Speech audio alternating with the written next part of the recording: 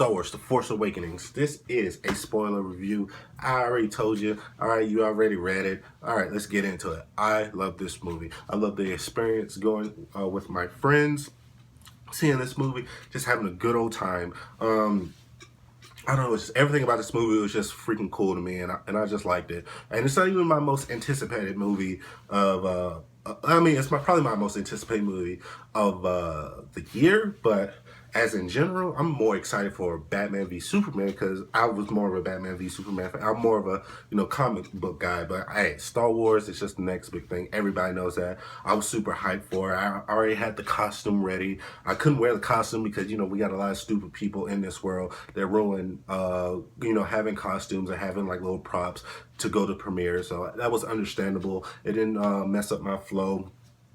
I'm wearing it on this damn review, I can tell you that much. I just get so hyped for this movie. You don't even know. All right. And, yeah, so, just going into, like, the opening scrolls, like, finding out, okay, this takes place, like, 30 years after. Right off the bat, they tell you Luke Skywalker has gone missing. Princess Leia's looking for him. The Sith, what are they called? Like the New Order, they're looking for him. Like just bad people are looking for him.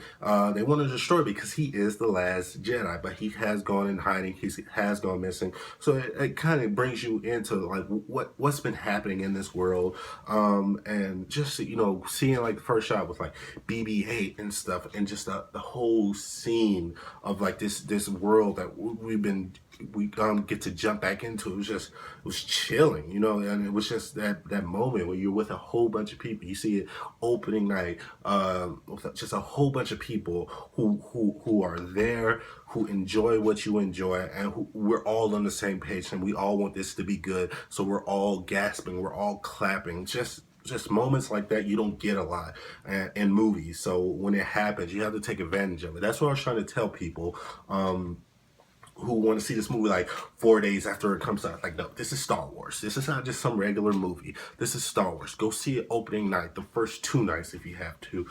Go see it with people who are going to appreciate it, who are going to give you that great movie experience. I had a great movie experience, and that's just like, that's a great thing to do when you add a movie. That's what you want to have when you add a movie there. And you don't get that a lot nowadays. You get good movies, but you don't get good movie experience where everything just happens at the right time. Everything just flows together right. And oh my God, it just made me so hyped that I just want to.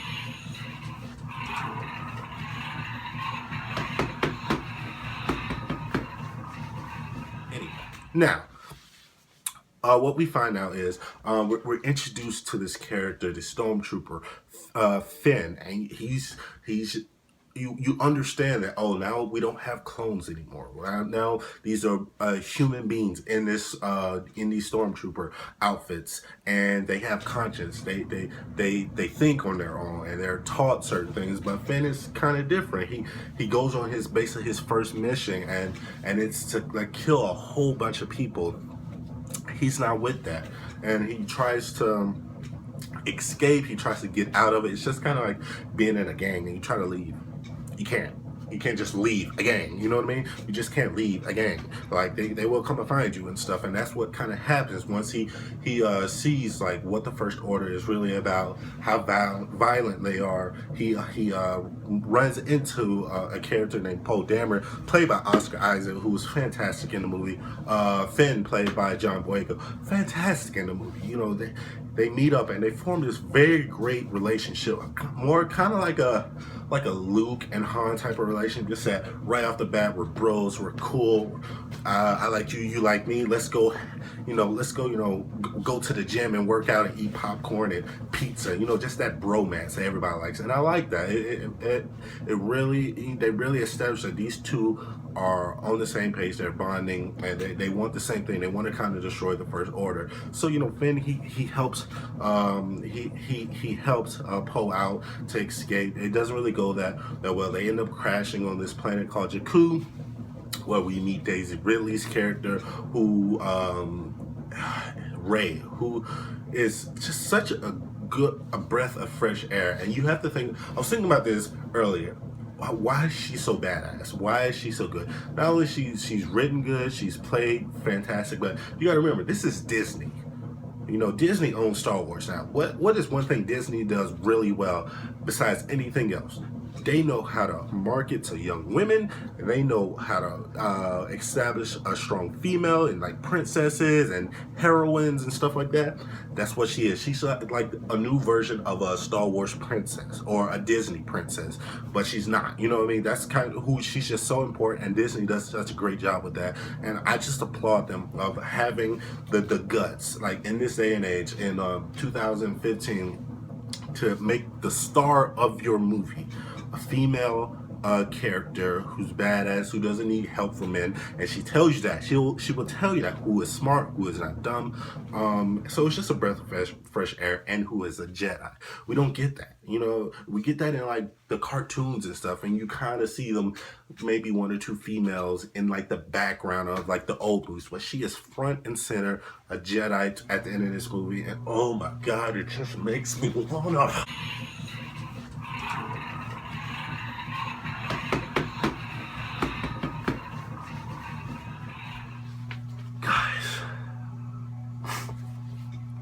And that's not even the entire movie. That's not even the entire movie. We get introduced to Han. And the way they introduce Han is fantastic. The way they introduce the Millennium Falcon is fantastic. You know what I mean? The way they just introduce the Millennium Falcon, like they're running, they need to get on the ship. Let's get on that pretty ship. Okay, what about this ship? Nobody want to ride that piece of junk, and the way they pan to the ship is like, oh, that's not no piece of junk. That is the ship, the top dog in Star Wars. That is a character in Star Wars. The Millennium Falcon, that is a character. So when they have that moment of, oh, that's a garbage ship, and you see what it is, just the crowd's excitement, because you know, like, oh, Han's somewhere to be found pretty soon, and then you get the great moment, especially nowadays with good CGI and stuff and great special effects. Like, we can do certain things with the Millennium Falcon that we couldn't really do back in the day, just because of technology, and just seeing the Falcon just soar and glide and turn its way around, and it was just all inspiring, and it brought a tear to my eyes and just shivers down my spine, you know. Just fantastic. So when you get that moment, when you see Han and he says, Chewie, we're home. You know what I mean? It's you feel it, and you're like, okay, now this is really Star Wars. We got Han, we got Chewie, we got the Millennium Falcon. What else do you need? And they give you more. We get introduced to like a great villain, my boy Kylo Ren. And what I like about Kylo Ren is he's not a cookie cutter version of Vader. Well, I was kind of worried about that. He was just gonna be this cookie cutter version of Vader, and it's not like that. And he's such a different villain than villains that we've seen before in the Star Wars mythos. Because yeah, he kind of looks like Vader, but his whole thing is he's such like stress, and he's such a broken character because he grew up knowing the fact that, oh, his grandfather is Darth Vader, probably the galaxy's most powerful villain, and grown up idolizing this person. I related to that because when I was a kid, I used to idolize my grandfather. You know, he wasn't crazy or anything, but I used to idolize him. So you get that moment of him idolizing and him knowing that he can't be his biggest fear. And what really sold me on his character is his biggest fear is that he's not going to be as great as Darth Vader. You know, he's not going to be as great as, you know, probably Luke and stuff. So he's very driven by that, and it drives him crazy. And then you find out he's Han's son and Leia's son, and you're like, it's just so good. I just wanna.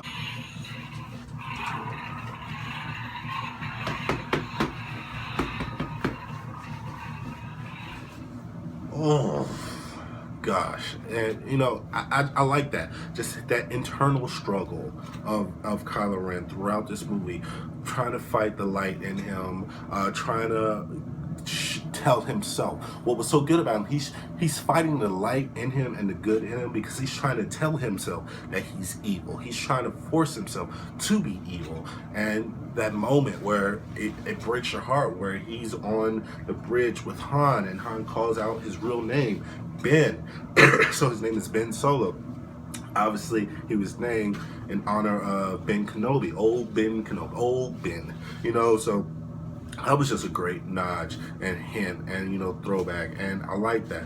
So when you get that moment of him and Han, they're just you know what's about to happen. You know it has to happen. You don't want it to happen, but to further his character, it needs to happen. To further the plot, it needs to happen, and to give Harrison Ford just a swan song of a great character, it needs to happen.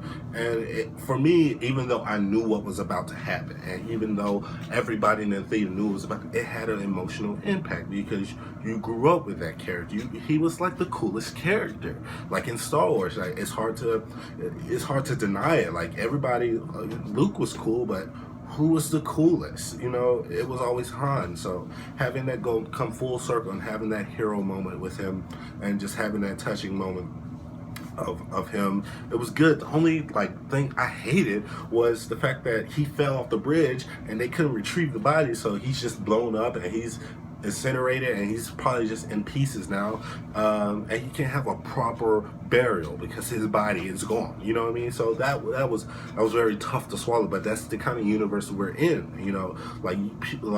Some heroes don't get that proper burial. Some heroes die on the battlefield and they don't come back, and it was a tough moment to swallow, but it happened, and I can think about it now. I didn't like it, but I respect the fact, when I'm saying it out loud, I respect the fact that they did that, because some heroes don't have that proper burial and don't come back. And had great moments with Han, with Leia, Carrie Fisher as Leia. It was nice having that moment with her and Han.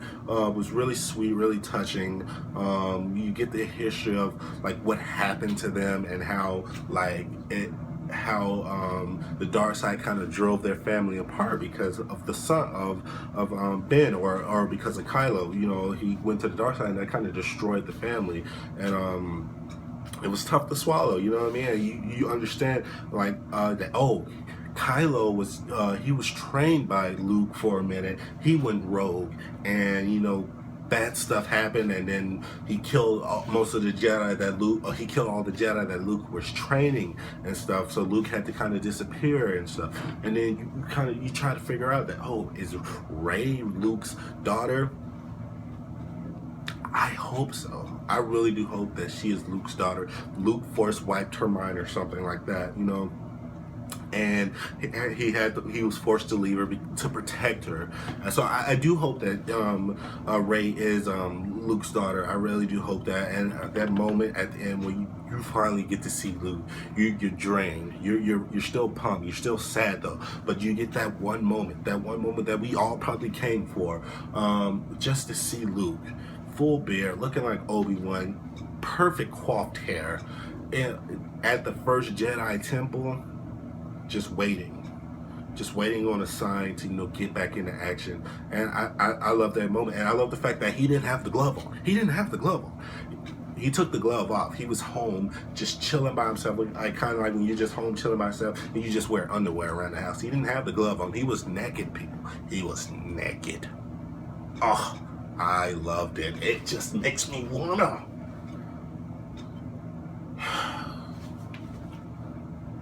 Overall, I enjoyed Star Wars The Force Awakening.